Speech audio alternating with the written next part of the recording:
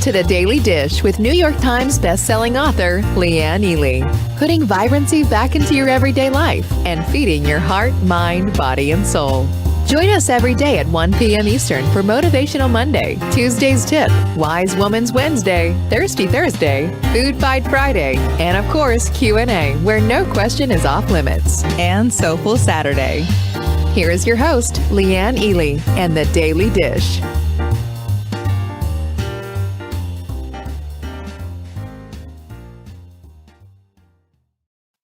It's Thirsty Thursday. Are you thirsty? I know I am. I always want to get a little something going on here. Hi there, Nancy. First one in the pot, shall we say? No, don't want to say that. Marianne's here too, joining you.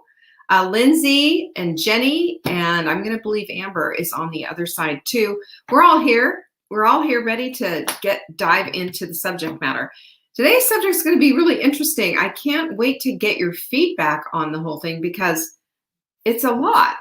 It's a lot. We've been talking about the truth about change all week. Well, today, sometimes change is unwanted. And how do we deal with it? Well, that's a little bit about what we're going to be talking about, and I'm excited to share it with you. How about that? Fun? Hi, Catherine. I'm glad you're here.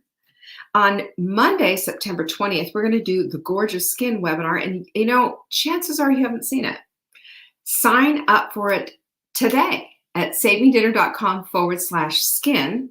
We're going to talk about what creates gorgeous skin at any age, because I believe with all of my heart that gorgeous skin is a possibility for everyone. Don't you? There's my girl, Joanne. Hello, Joanne. Hi, Doris and Stacy. It's so good to see you all. Yes, so we're going to be talking about that because, beautiful skin is from within. You've heard that before. Of course you have. But also beautiful skin is something that we can cultivate ourselves if we understand how to do it. What is it that's going to create this pretty skin? I'm going to tell you all about it on Monday's webinar. Hi, Lizzie. So it'll be fun. Sleepies is our supplement of the week, and boy, oh boy, flying out the door. And there's a good reason why. I would not go to bed without this. This has been just an absolute game changer. Hi, Carla. Anyway, find out about our supplement of the week. Buy 3, you're going to get a 4th one for free. That's an amazing deal. savingdinner.com/show. Plus, it'll break down and tell you what's exactly in the supplement and all of that. Lucy said, I got my book yesterday and started reading it. As I read it, I could hear your voice in my head. I love it. Lucy, that's the most best compliment you can give anyone, by the way. Did you know that? That's the best compliment because hopefully I write the way I speak. So thank you for that. I'm glad you're enjoying it. It's a short read. I mean, you're not going to be having to spend, a decade on the book. You can breeze through it and go back. And then, I'm a big believer in being an active reader, writing stuff down and underlying and all of that. Hi, Noreen. She loves sleepy supplements. I know Noreen. Noreen's big on the sleepies. There's a bunch of us. We're all not so about that. Cheryl's in the house. So's Lisa. Good to see you. And you did see Carla. Didn't you say hello to Carla, everyone? Our Carla's in the house. Good to see you. I haven't seen you in a while, Carla, so it's nice to see you. Cheryl again here. Yay. So today's subject, like I said, it's going to rock your world. Hi, Tracy. Tracy's here. It's going to rock your world. It's going to make you think, really think, because the truth about change is the fact that sometimes change is unwanted, period. Sometimes change is unwanted. Well, today I have been writing out a lot of these books. Our new book is out. It's here. It's got that new book smell. Hi, Kelly. Yep, new book smell. And I am writing this stuff. Dedicating every single one of these. I'm writing right here on the book. Open up the book right there when you get it. Hi there, Beverly. She just did a 3-mile walk, and Juanita's in the house. You're going to see your name right there and a little love, Leanne. I'll give you a little heart and the whole 9 yards because I want you to know I see you. You're a part of this whole thing. This workbook is going to help you get through the book and help these concepts to really lodge. That's the whole idea behind it. So I'm excited about this book. You can find these books at savingdinner.com/crazy. When you buy them, you get both. That's how it works, because it's not just a book. It's a book, and there's a workbook, and it's a thinking book. Hi, Tanya. So good to see you. And Tracy, I know I saw you signed up for Inner Circle. I was so glad to see that. And Doris did too, and Carla did too. I'm so delighted about that. There's our girl Tanya, just doing she's doing her Hot Melt 30, and for like 100 and something days now. We're proud of her. All of that, huge success story. Marianne, I saw it. Marianne posted pictures of her book. But if you do make a decision to do a 12-week program with us called Inner Circle, where it's going to be a small, intimate group of women who are interested in going the next level, studying this book. And no, it is not a book club. It is way beyond that, hot seating it. It's whatever it is that you need to get off the carousel of crazy. We're talking about the carousel of crazy because it's been this mind suck for a lot of us with the whole weight loss thing. That was the culture with which we grew up. Our mothers did Weight Watchers and all kinds of stuff. I shared some of the crazy stuff my mom did, watching her always on a diet, always trying to stay pencil thin. That was her whole, dynamic on this world. And I say, let's check out and cancel this whole diet culture, because it's wrong. Because that's not where vibrancy is being stick thin. Where vibrancy is in feeling vibrant and energetic. We get that at whatever size when we start to see our blood tests normalize. Because the blood tests tell you the story, don't they? I love that. Hi there, Pamela. So anyway, there's an email that's going out for those of you who are Inner Circle asking you for your t-shirt size. Guess what? You're going to get a really cool t-shirt. We're going to have a pinning ceremony. You'll find out more about this. And it's a market way to up-level your whole journey. We have a 3-pay on this. It's 12 weeks. It has a start and a finish. There's hot seats involved. You're going to get a library card, we call it, with a bunch of ebooks on it. You're going to get so many things and a swag bag and all of that. But most importantly, you're going to have an opportunity to grow and step into the next best version of yourself. It is going to be amazing. Now, I don't care where you are in your journey. You might be at your weight loss goal. Great. You might be in a place where you're wondering, what's next for me in my life? You might be at a place where you're just having a really rough time just trying to figure it all out. That's what this group is for.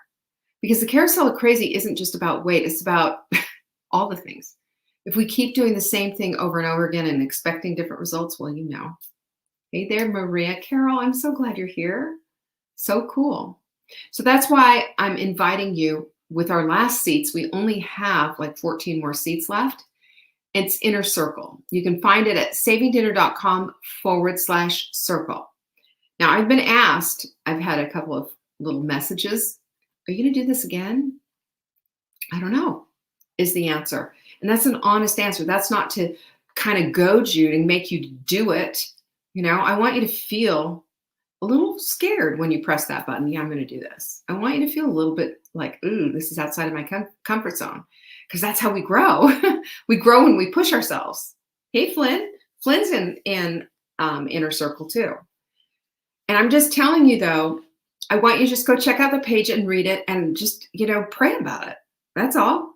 We have 14 spaces left. You're also going to get a one-on-one with me on Zoom, face-to-face, where I can kind of go in and whatever it is that we want to be working on, your plan, your supplements, whatever, I'll help you with that.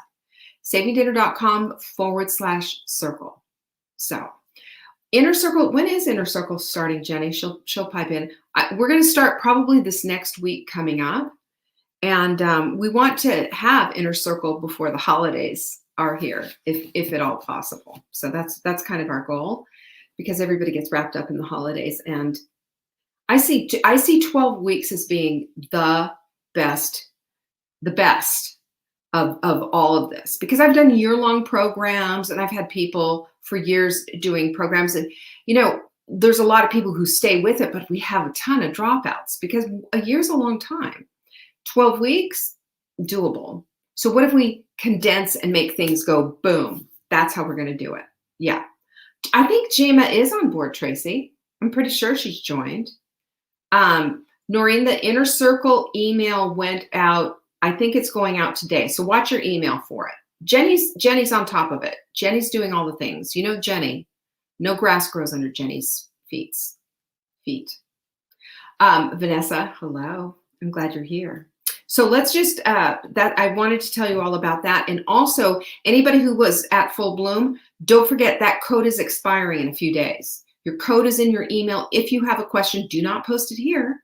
Go to support@savingdinner.com and hey, help me out with the code. I was at Inner Circle, or I was at Full Bloom and I didn't get the code. It's 15% off, so it's a big deal.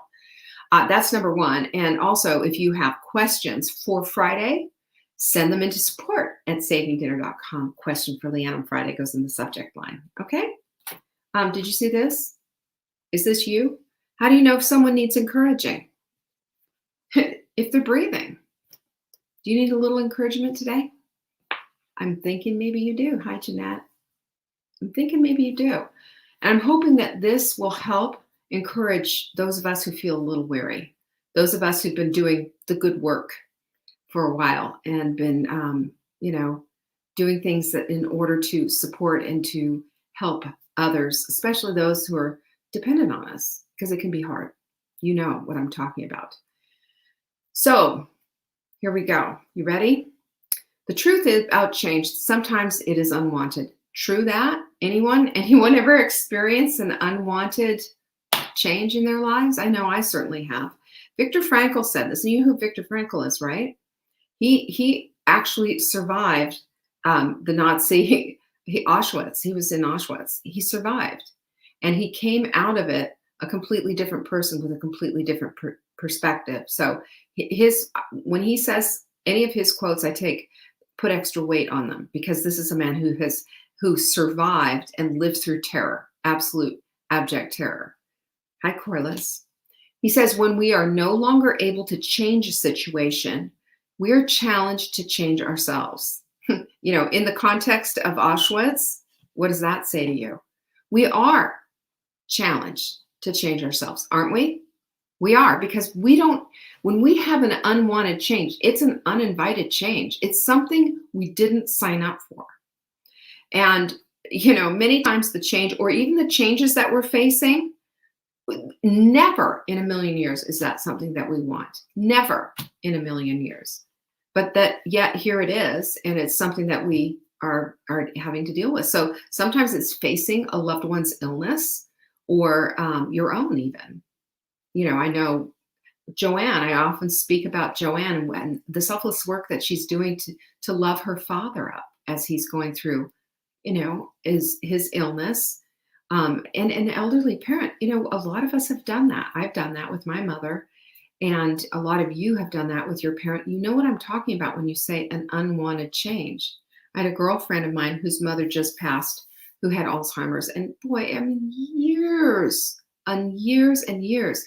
She was the baby of the family. Her eldest sister, who was a friend of mine as well, passed away from brain cancer, and her mother didn't even know because of Alzheimer's. Can you imagine? And then her father later passed a couple of years ago, and finally now her mother has passed. They're in Canada, and just the loveliest of families. I absolutely adored them growing up, and we only heard good stories about them. We even called them aunt and uncle because they were so close to our family.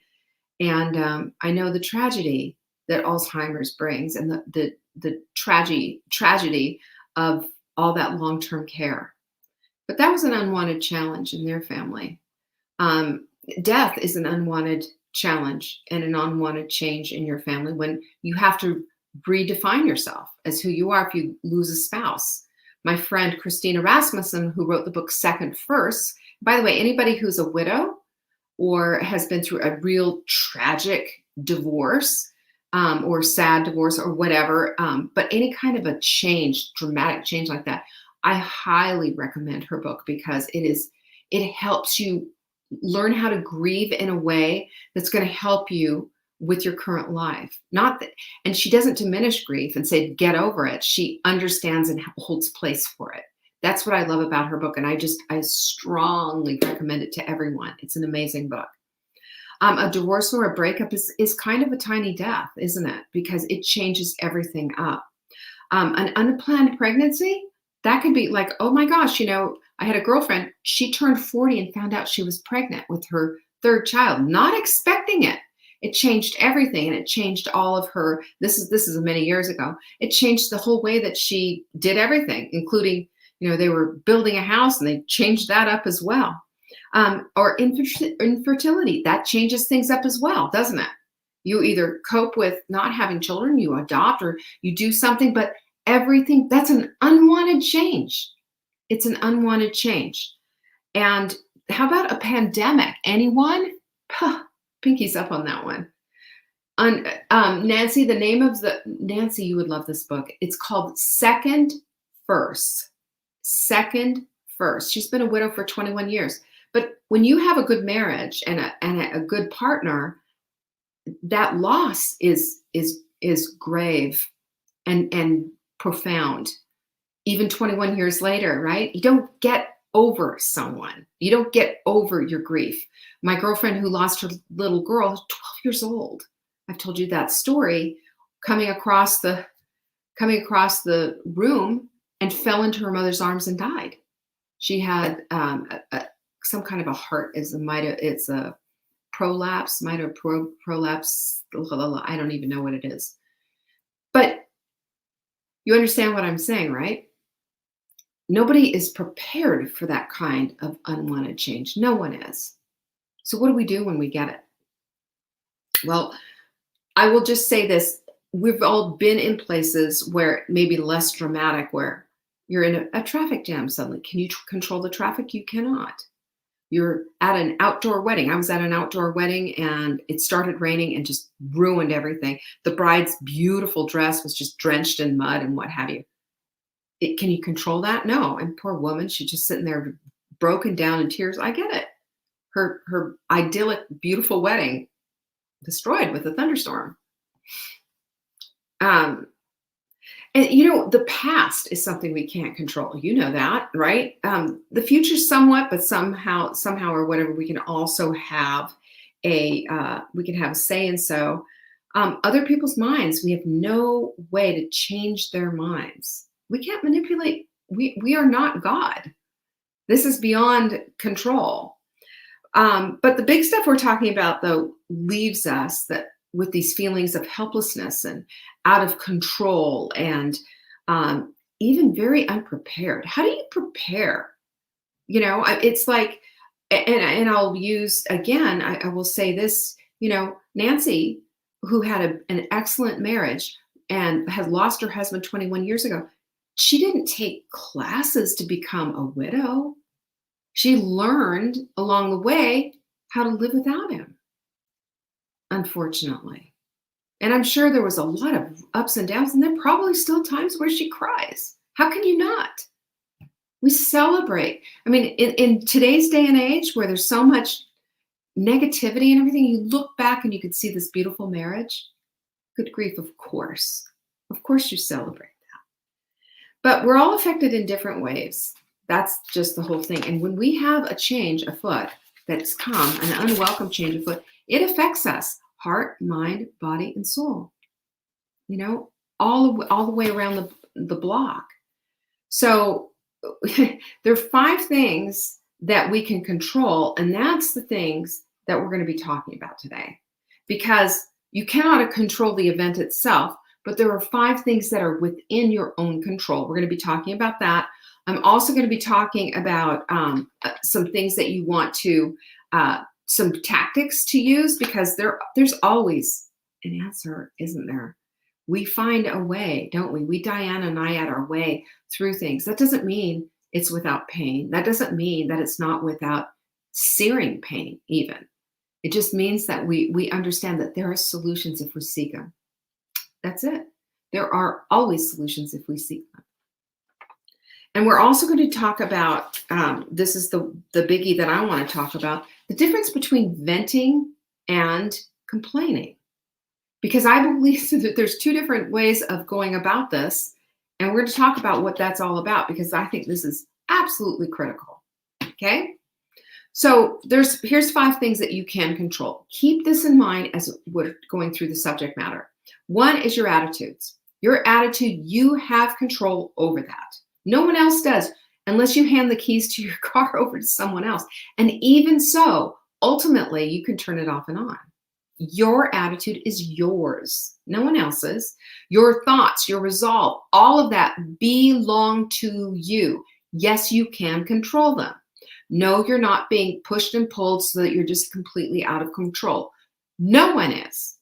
No one is. We do have the ability to control things. Number 2 is your effort to do your best. You can always do your best.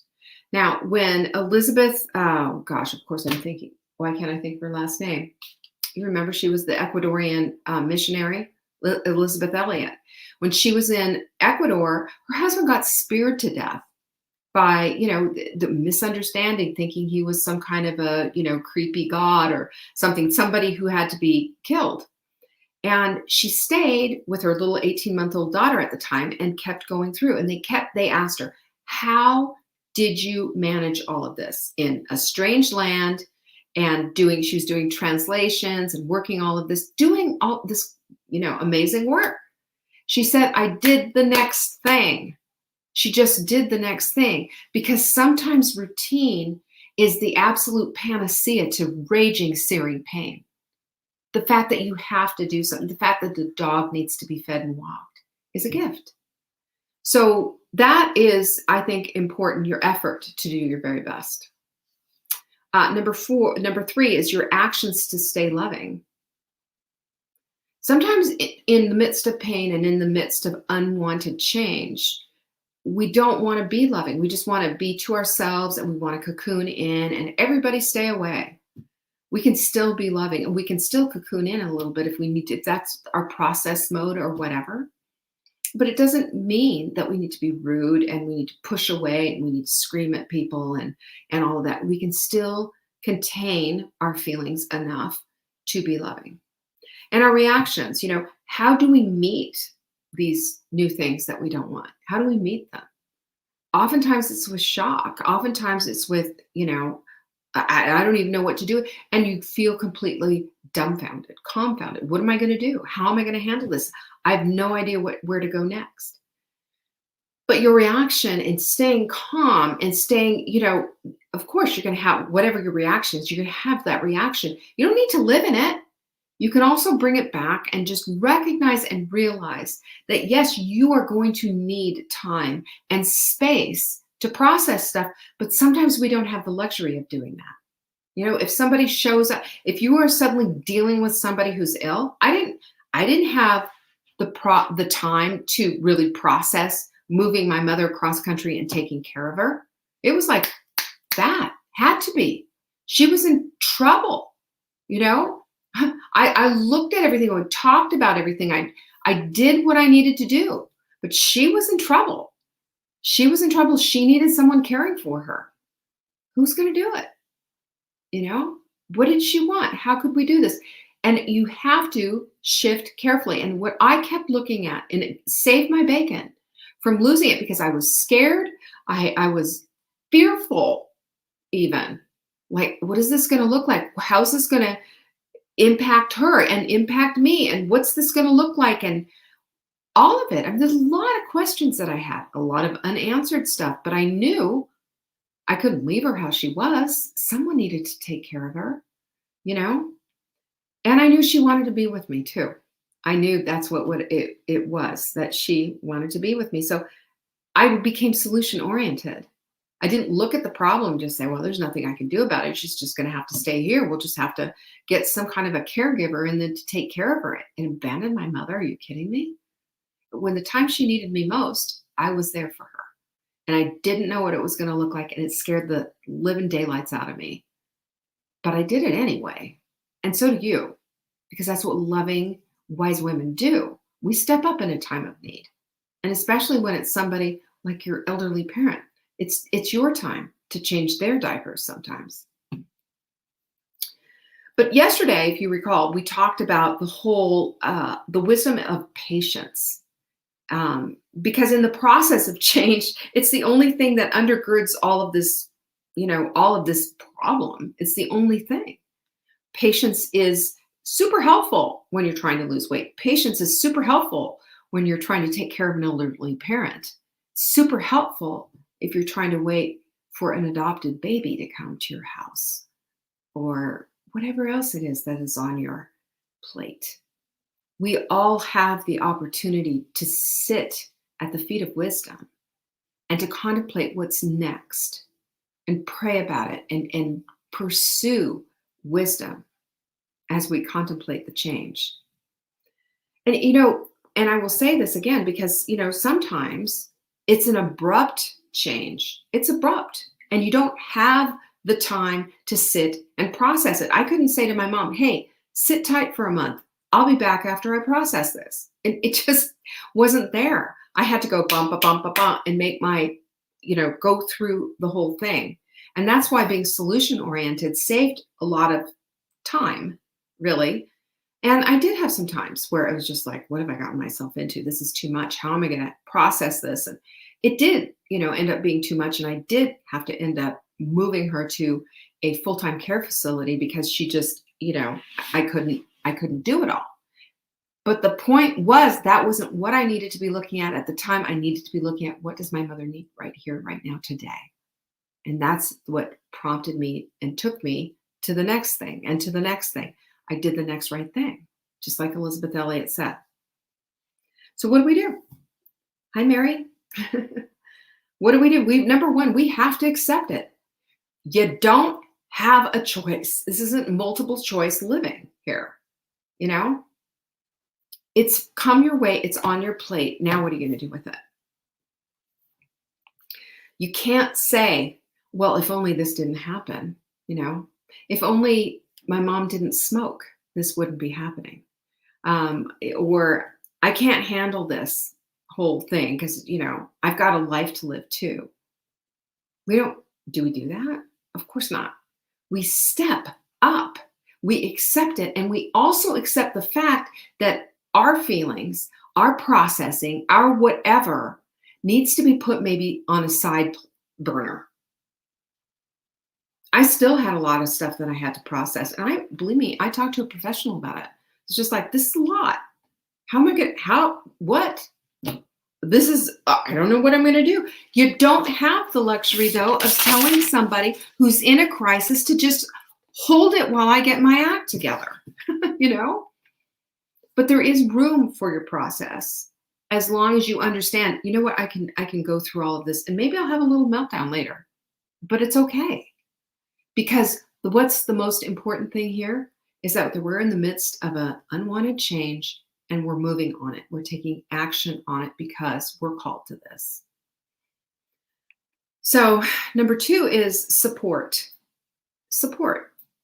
I'll tell you what, without support, you can't get anything done. We need to have that support. And you can complain about the people who are not supporting. Maybe you've got siblings who aren't stepping up to the plate. My sister-in-law, I will tell you, I couldn't have done it without her. And she was cross country. She flew out to help. She flew out to take care of my mom. I had a bunch of travel going on. I had a bunch of things going on and all kinds of stuff. And she was there. I missed a big book signing. I missed a bunch of stuff because of all the stuff that I was doing. And then finally I just said, Maritza, I need you. She was there. She was there. We need support. And we don't get support unless we ask, by the way. And if we don't get asked, if we don't get the support that we want, we can sit and complain about the sibling that's not helping, or we can keep going until we get someone, because we don't have time to play when you're in this place of unwelcome change. I always say too, we are not alone, and in our DNA, we need to connect with others. We need our tribe. We need our people. That's just truth right there. And if you have a body clutter buddy, bless you, smart, Lizzie and Jen, good grief, they've gone onto each other. They've supported each other through thick and thin. And it helps. It helps you don't feel so alone. Someone with skin on is saying you're okay. And, that's what we have with our body, with our community and our Hot Melt Sprint group. It helps all the time. It helps. But we also need sometimes Number three is someone who can just sit with us and just listen. Now, let me just talk about it. My friend Rhonda Britton, and if you were there on Saturday, you heard me. We talked a little bit about this, and she says complaining advertises your fears. And I mean, when we're in an unwanted change, don't we get a lot of fear? Like, what's going to happen? How's this going to affect me? How's this going to affect them? What if? What if? What if? Lots of questions, lots of catastrophizing, and sometimes, necessarily, if we're to see what's going to be next. But I think we need to look at something beyond that.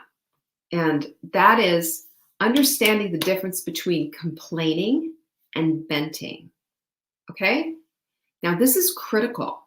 This is critical because there is a difference. We can't complain our way into solution, but we can vent to let off the steam and the pressure because it's emotions. It's different. Let me ask you this. Pinky's up, right, Lizzie? Good. Yeah, amen. But okay, so when anybody here use an Instapot for making their bone broth? If you have the valve changed all the way over to let the steam out, the whole time you'll never get the pressure on, right? And it'll never cook. It'll never create what you want. But the pressure valve, when you turn it off, it lets the steam out. And we all need that at times. So my friend Rhonda, again, I told you I just love her to death. She's got some good ideas for venting, because if we get stuck in the place of being just being a complainer, like you wouldn't believe what happened, and yop, and then he, and then she, blah, blah, blah, blah, blah, blah. And doesn't do much. And it's not, oh, I'm just letting off steam. It's not. You're letting off a bunch of complaints, a string of complaints. But venting's different. And there's a way to do it in a way that's constructive and a way that's helpful. You ready for this? I've got 9 things. This is all from Rhonda. One is to pick a venting partner who you consider to be supportive and trustworthy. Trustworthy is important because this doesn't need to get out into the community. This is your private matter that you want to talk about. Remember, we're allowing for our emotions and we're letting our emotions go. This is how I feel. This is what's going on. Number 2, explain that you want to vent and ask if they're available to support you, right? Bingo.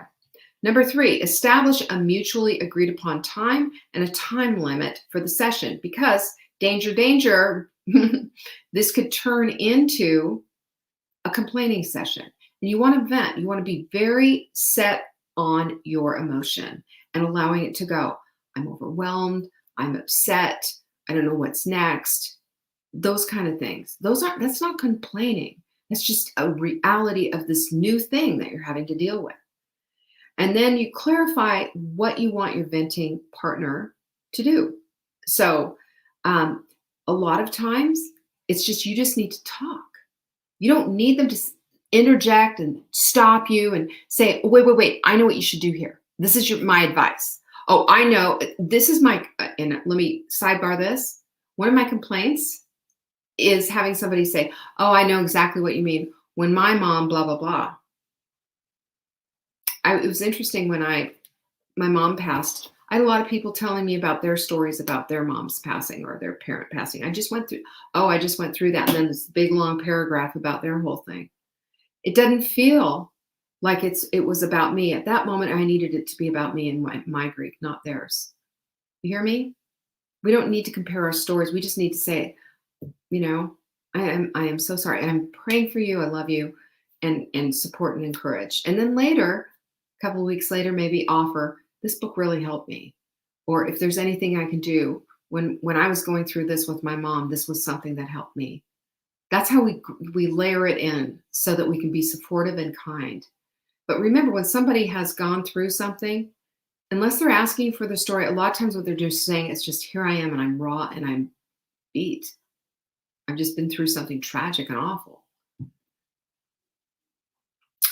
The other thing is, you don't want opinions, you don't want advice, or maybe you do, or maybe you say, I just need to say this and then maybe come back. You want somebody who's going to hear you, not waiting for you to take a breath so they can interject their stuff, And also what you're saying to keep absolutely 100% confidential. This is your rawness that you're sharing. This is the stuff, this is your bleeding heart that you're sharing. And this is a sacred duty of this venting partner to keep it very, very confidential, not share it with another living soul, just you. And you also don't want them emoting with you. I remember a girlfriend of mine who, this is a mistake I made, and this is what I'm going to confess to, who was telling me about this jerk of a husband, and he's so awful. He's this, blah, blah, blah. Oh, leave that jerk, get rid of him, dump him, and he was, I mean, he was abusive. He couldn't keep a job. It was like, hey, I've heard this story before. I might have lived it. And, she got back together. She got back together with him. And after I said all of that stuff, button your lip and just be there for the venting process. And then the other thing is, if you need any other support, like, do you need them to express empathy to you? Tell them, this is what I need from, I just need to hear it. I feel you. This must be really hard. Empathy isn't get over it, pull yourself up by the bootstraps. Well, this is all in God's plan. And when you start slapping Bible verses on stuff, I'd slap you right upside your head. Stop it. God's not going to give you anything you can't handle. Do you think that's empathetic and loving? Absolutely not. Don't use the word of God as a weapon. All right? Amen. Thank you for listening to my TED Talk. All venting is an acknowledgement of your emotion around the unwanted change. That's what it is. This is an acknowledgement, and that's what venting is, versus complaining is advertising your fear. It's all about how it affects you and what it's all about. Have you noticed how it goes right back to you? And it puts you in the place of if only and living in the past and, well, nobody has it as hard as one-upsmanship. Well, you don't have it as hard as I did. What if Nancy, let me ask Nancy, because she's been a widow for 20. What if Nancy, if a new widow had said to you, well, you don't understand, you've been a widow for 21 years. Is that discounting your pain and your grief? Yes, it is. When we try to one-up one another with, well, you don't get it, well, you don't understand, well, you've never been in my place, well, there's no empathy there. There's no empathy or care or tender-heartedness there. We can't do that to one another. Or if we do, we're not loving. We are just plain zero not loving. How do we love one another? We walk alongside is how we do it. And walking alongside, sometimes that lip is just buttoned up shut. I'm just here for you. I see you, you're hurting, and I'm here. And oftentimes that's enough. The other thing is that we put into place a gratitude practice. For today, I'm thankful for hot coffee.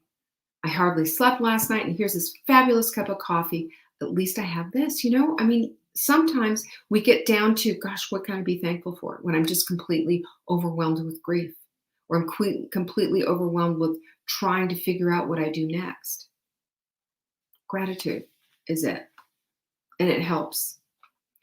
Solution-oriented, number 5, rather than problem-oriented, because with solutions, you can at least start to solve some of it. Not all of it, maybe, but some. You can come up to it and say, I can't make my mother better. I mean, wouldn't you love that? I tried really hard, you guys. I Googled how to fix it, how to clean it. I talked to all of my wellness friends. I did everything I could. Everything. I organically cooked this, that, and the other thing. I gave her, it's time to do your breathing exercises, Mom, time to meditate, trying to do this. And then in between, running up and down the stairs to do my work. And it was a real time. And I remember just the ache in my heart was a constant. Knowing full well as hospice came in to take care of her, that I wasn't going to have her for very long, I knew what the reality of the situation was.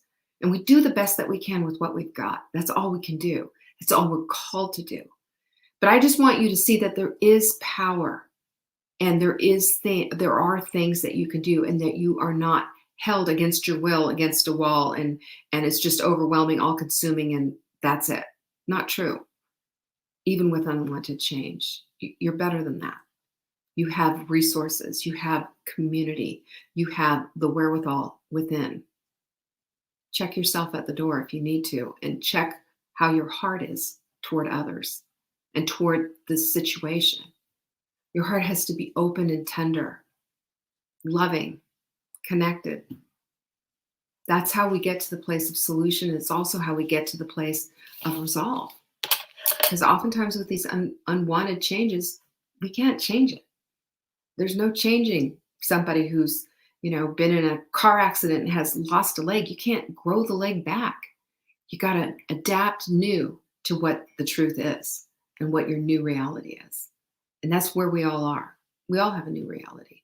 Sometimes change comes and we embrace it and we want it. And other times it's unwanted. But I will tell you this, wise women rely on and depend on patience, God, community, and a heart that knows the difference between all of it. Because that's how we get to the next level.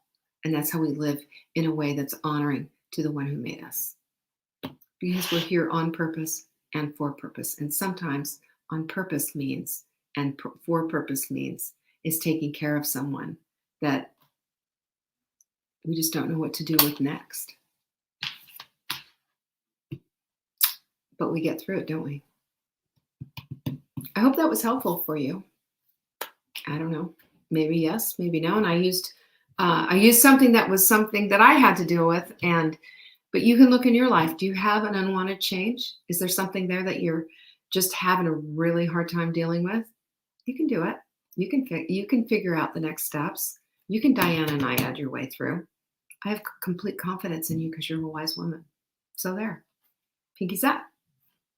Peace be with you. I so appreciate you all. Thanks so much for showing up. I'll see you tomorrow.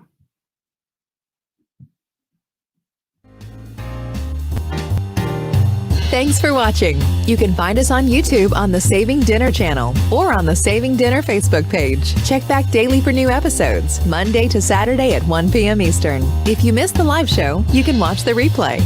Until next time, pinkies up.